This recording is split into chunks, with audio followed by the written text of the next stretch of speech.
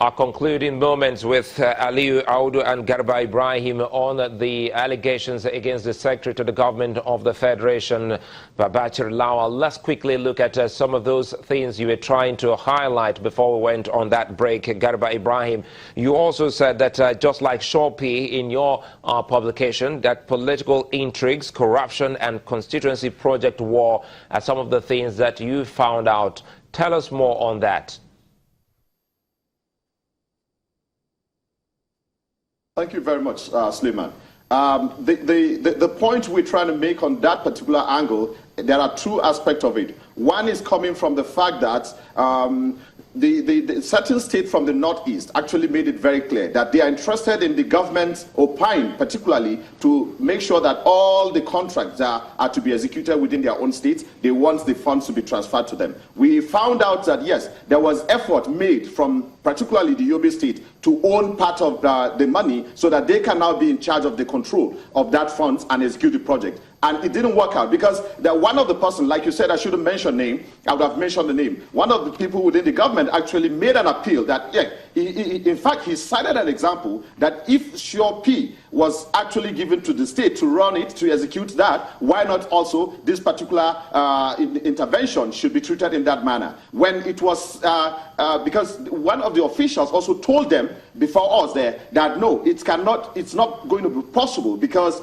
the Shopee was actually a different concept. And this particular intervention also from design is not meant to be in that way. So as such, they said no. If you remember, during the hearing of the Senate committee, a commissioner came in from Yobe State to dispute the fact that there's no single project done in Yobe State. But when we went on ground, I can assure you, even the Speaker's farm benefited from it. Even the Secretary to the state government in that Yobe State also benefited from it. We have the pictures of the farms. We have them in pictures, together with some of the staff of the Pine, during when they were, their farms were also benefiting from this, including emirs. Like the emir of one of the places we went to also benefited from this. In fact, we have a list of beneficiaries and also the entire areas, regions where all these contracts were executed. We all have this document. And it was clear because we interviewed the locals. They spoke to us, explained to us how so happy they are because they said for over 30 years, they never seen such kind of intervention that actually cleared the waters and it now saves them from their community. So they succeeded in going back their farming activities. Let me bring in Aliyu here quickly. A moment here. Let me bring in Aliyu. He's listened to you. Perhaps he must have a thing or two to react. Aliyu, you've heard him. He said some issues, trying to also highlight some of the things we've seen within the National Assembly. And is that what the party or the youth in your party feel at the moment?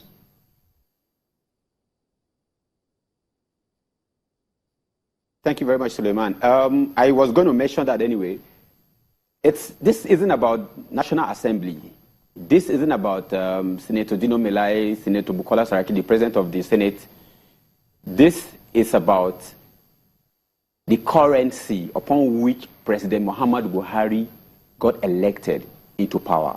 We young people of this country, especially young people of this party, put so much on the line. We were at the forefront of this struggle.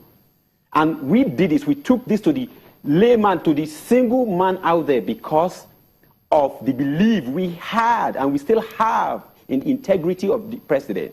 And I do not think for any reason, whatever the interagency, interdepartment issues there are within the government or in any of the arms of the government, between any of the arms of the government, it shouldn't put that integrity tag of the president on the line. I think the Secretary General to the Federation, who has been a very strong member of this party, more than anybody knows this and knows that he needs to stay above board on this. Senator Dino Melai, Senator Bukola Saraki were not appointed by the president. They were not elected on the currency of integrity. I mean, leave that for their constituency.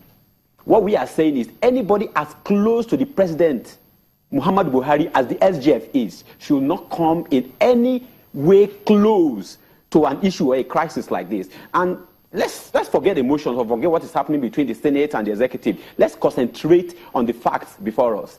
Roller Vision was appointed a consultant to Pine. Up until September last year, The SGF was a director on that board. Roller Vision did not execute this contract. Justmont Technologies did. Justmont Technologies paid between March and September last year 200 million in 20 installments of 10 million each to Roller Vision. For what reason? Your answer is as good as mine. Secondly, Roller Vision as it is right now has directors who, one of them goes by the name Hamidu David Lawal. If anything by that, it should be his son, his nephew, his brother.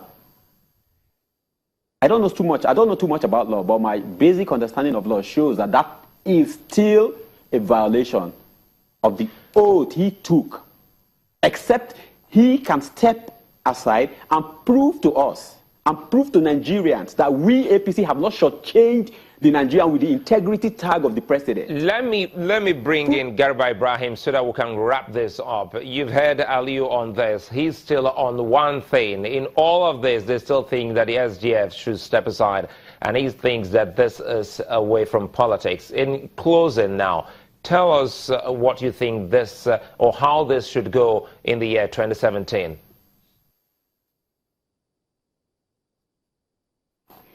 Suleiman, I would not encourage APC, if there's anything like they have a factional situation out there, to allow immediate prosecution on any one of them. The secretary to the federal government is also a member of APC, like Aliyu pointed out clearly. But let me say this quickly. The issue of Roller Vision collecting money from Justmont, actually I made a point that you cannot be given a contract of 270 million and give a kickback of 200 million. And with that level of job that was executed, let me say this clearly. It is clear that because of the terms of reference given to the contractor, he was to execute that job within 3 weeks. And 3 weeks, he was not to get money until he's done with the contract. He was left to go around looking for money. He went to his bank. The bank said, if the government is not giving you money, there's nothing we can do. We can't give you money as long as there's no mobilization. The guy was left with only him and his consultant to sort out the issue. The consultant now had to bring in somebody known as Camila. Camila now stood between them as a guarantor for them to get a loan of 170 million, and with an arrangement that they're going to pay back with the interest of 25 million, making 195 million. Now, to pay back that 195 million, I think you've gone off where I actually wanted you. I wanted you to tell us in 30 seconds how you would want this to be sorted out.